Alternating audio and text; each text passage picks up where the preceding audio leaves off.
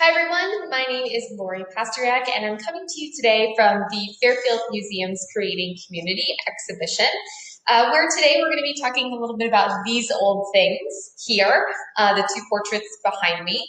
And right now the museum is currently closed to the public. We're looking forward to opening our doors very soon, and you'll be able to see our policy and procedures when they're released online on our website, www.fairfieldhistory.org. And then while you're there, you'll still be able to keep up with our virtual events as well. So please stay tuned through social media to see our upcoming announcements as well as future events. We're really looking forward to opening our doors safely and to see you healthy and happy. So again, today, these old things, we're going to be talking about the two portraits behind me. These are really interesting and they have a really fun story as well, which is why we chose to share this information with you today.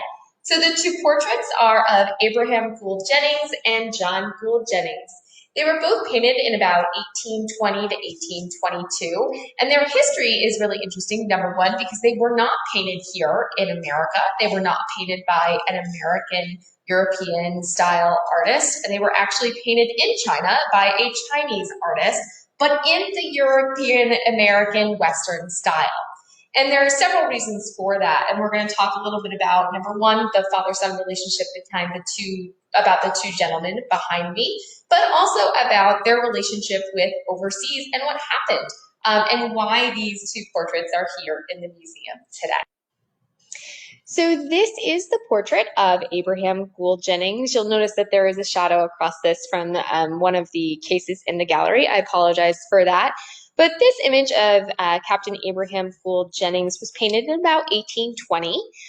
Abraham Gould Jennings was born in 1781 and he lived until 1852. The canvas, or the portrait itself, is an oil on canvas painting. And it's so interesting because, number one, it wasn't painted here in America. It was painted abroad in China by an artist named Foeiqua, who was known and rather well known for his artwork and as an artist. It's interesting in that you had several Chinese artists during this period catering towards what would have been known as more of a European or American painting style, especially in portraiture. And it was quite common for sea captains as well as other well-paid mariners to have their portraits painted abroad, such as Abraham Gould Jennings in this image. So you can see him in the portrait, and as well as he's got some curly hair. He's got a great 5 o'clock shadow going in this portrait. And he has a really interesting little pin at the front of his necktie there, or neckerchief. And it's a little D, which is interesting. I'm curious as to why the D. So Abraham Gould Jennings, as a captain, made several trips, probably between 8 or 10, back and forth to China, participating in what was known as the China trade. And I'm going to go into that a little bit more after this story. On one of those trips, Captain Abraham brought along his son, John Gould Jennings, which is the portrait that's hanging right next to Abraham's in our gallery. And again, you can see the shadow across it there. Sorry about that. John Gould Jennings is about 10 years old in this photo. It was painted about 1820 to 1822, not either at the same time or very close to when Captain Abraham Jennings' painting was complete. John's portrait itself, we believe, was also painted abroad, although we're not attributing it to the same artist right now. Well, who knows? We'll see what happens with research in the future. We're always learning new things, which is one of the most exciting things about studying history, and objects which carry a lot of stories and meaning with them. So John Gould accompanied his father, Abraham, on one of these trips to China. And while he was on board the ship, while they were in port, it was reported that he actually fell overboard. Now, as a 10-year-old living in Fairfield, we're going to assume that perhaps John did know how to swim, but he was saved regardless by men who were surrounding the ship while it was in port. We do think that this happened in the port of Canton, which is which is number one, where the artist was practicing, but also was one of the busiest ports for the China trade during this era.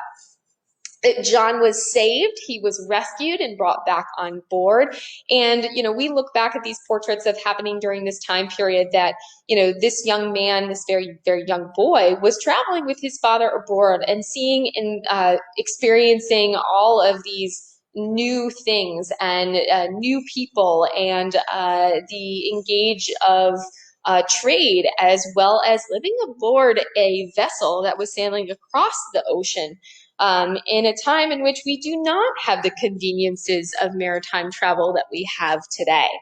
So we don't often think of people traveling around the world in the first quarter of the 19th century, and we certainly don't normally think of a boy as young as John, as 10 years old, traveling abroad with his father at this time. For just a trip in terms of not moving, he was certainly going on, he was on board probably to help as a young boy, as many young boys were employed in the naval service during the War of 1812, just before this happened. So there was other young boys and young men who served aboard ships, and John just happened to be able to accompany his father, the captain, fall overboard and was rescued, which is a great, nice father-son story in these portraits hanging here in our museum. And we're very grateful to be able to have them to share this experience of one image of a child in our collection, which is something we have very few images of young people in our collection, but we also have few images of young people painted prior to photography in our collection as well. So it's great to be able to speak of a child's experience, the existence of a child, but also know what they looked like. So what are they doing abroad in China? What was 10-year-old John, and why was he accompanying his father on this mission to China? So between the 1780s and the 1830s, China became what we would call opened up for trade. And not only were they opened up for trade after the War of 1812 and 1815, but it became a huge thing to have Chinese export goods in your home. And they actually became much less expensive as well. And the reason why was because warehouses and ports such as Canton, where John and Abraham were, which is now Guangzhou, and later as well as Shanghai. In Canton in particular, they had a place called the 13 Factories, which was a neighborhood along the river in southwest Canton. And that was between about 1680s to the mid-19th century.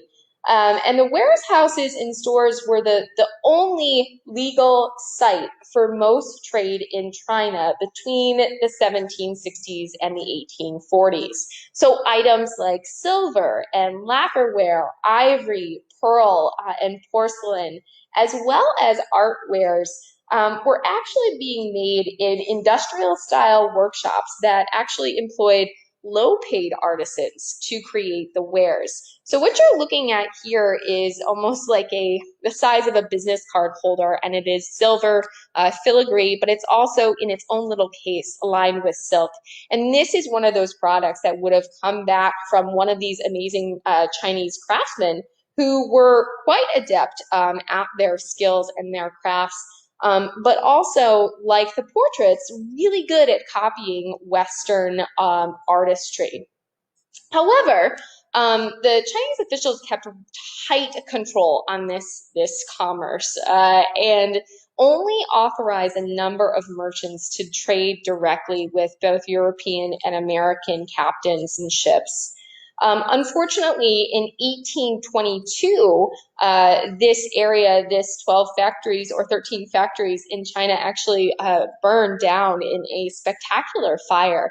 So we do believe that probably after 1822, Abraham and John probably had to find a new place to sail, as many of the workshops and things burned down.